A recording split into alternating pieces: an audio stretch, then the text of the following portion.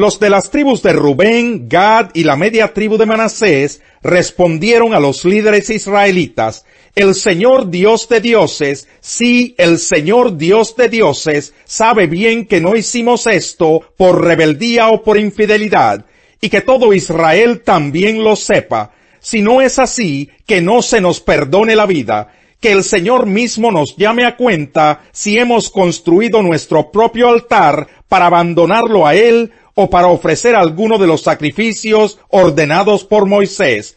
En realidad lo construimos pensando en el futuro. Tememos que algún día los descendientes de ustedes les digan a los nuestros: el Señor Dios de Israel no tiene nada que ver con ustedes, descendientes de Rubén y de Gad. Entre ustedes y nosotros, el Señor ha puesto el río Jordán como barrera. Ustedes no tienen nada que ver con el Señor. Si esto sucediera, sus descendientes serían culpables de que los nuestros dejen de adorar al Señor.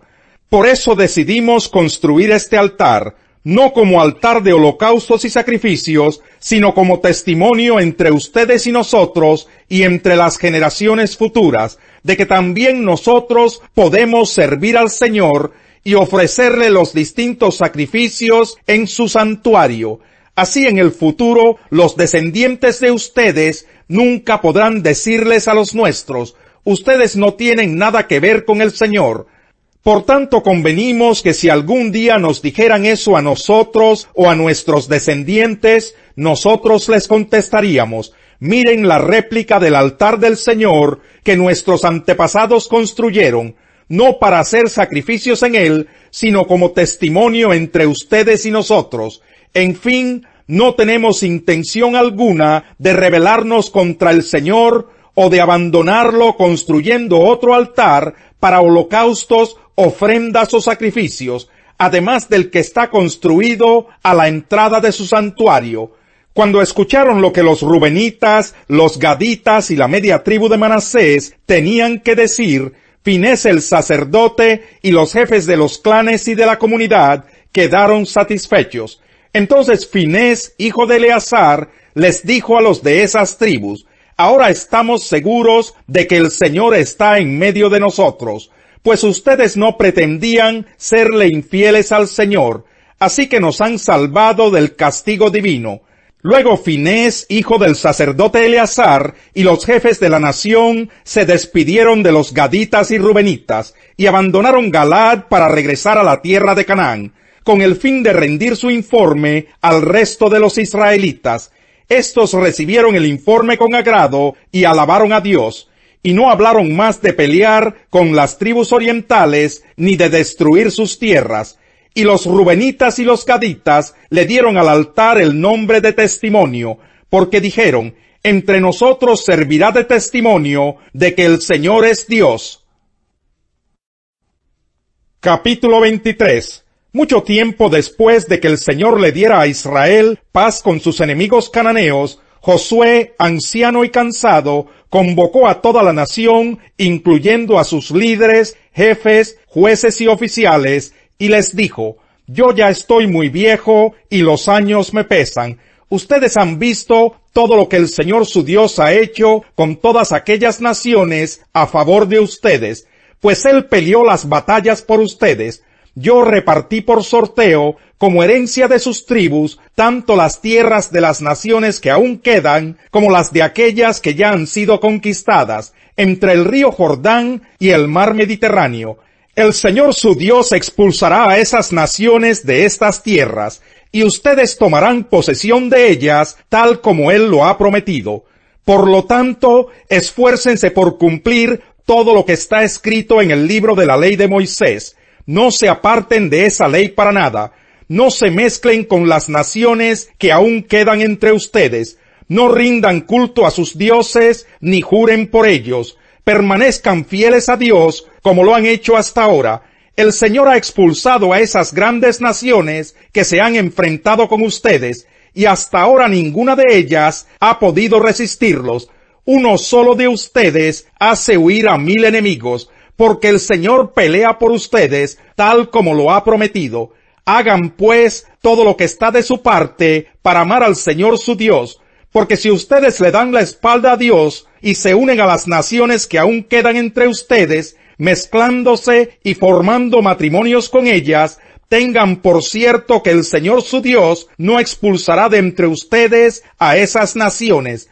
Por el contrario, ellas serán como red y trampa contra ustedes, como látigos en sus espaldas y espinas en sus ojos, hasta que ustedes desaparezcan de esta buena tierra que el Señor su Dios les ha entregado.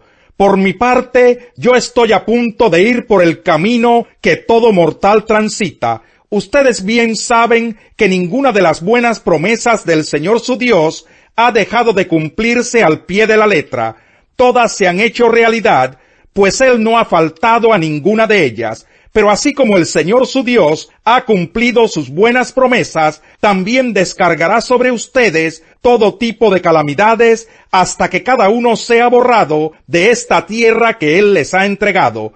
Si no cumplen con el pacto que el Señor su Dios les ha ordenado, sino que siguen a otros dioses, adorándolos e inclinándose ante ellos, tengan por seguro que la ira del Señor se descargará sobre ustedes y que serán borrados de la buena tierra que el Señor les ha entregado.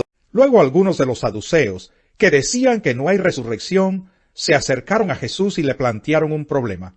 Maestro, Moisés nos enseñó en sus escritos que si un hombre muere y deja a la viuda sin hijos, el hermano de ese hombre tiene que casarse con la viuda para que su hermano tenga descendencia. Pues bien, había 7 hermanos.